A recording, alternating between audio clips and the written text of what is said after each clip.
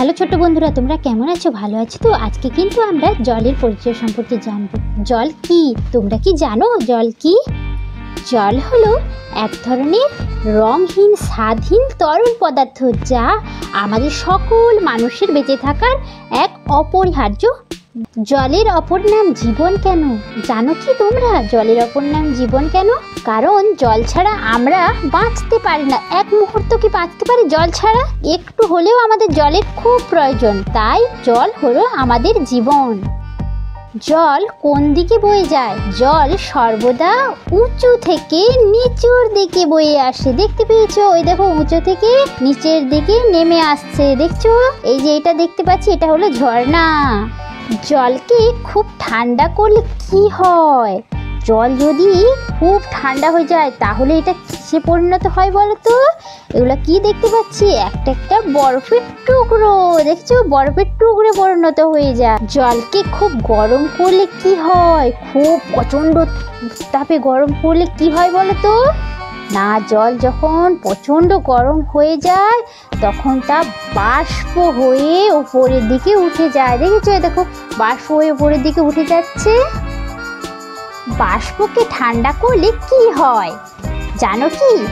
বাষ্পকে ঠান্ডা করলে কি হয়? এই যে জলে পরিণত হয়ে যায়। ওই যে বাষ্পগুলো উপরে উঠে গিয়েছে না, ওগুলোই ঠান্ডা করলে জলে পরিণত হয়ে যায়। বরফকে গরম করলে কি হয় জানো কি তোমরা? তো চলো আমার সাথে জেনে নাও। ওই যে বরফকে আমরা যদি গরম করি তাহলে সেটা জলে পরিণত হয়ে যায়। বরফ গলে জলে পরিণত হয়ে যাবে।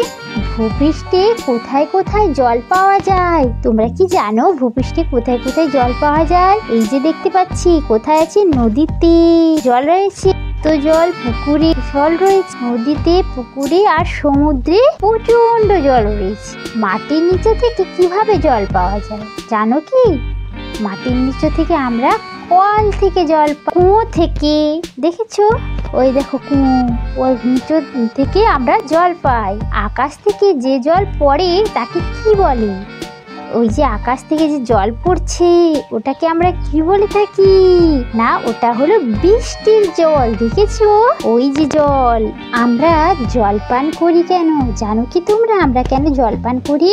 কারণ আমরা জল পান করি আমাদের প্রচণ্ড তেষ্টা পেলে, আর আমাদের খাওয়ার যাতে খুব সহজে হজম হয় তার জন্য আমরা জল পান করি।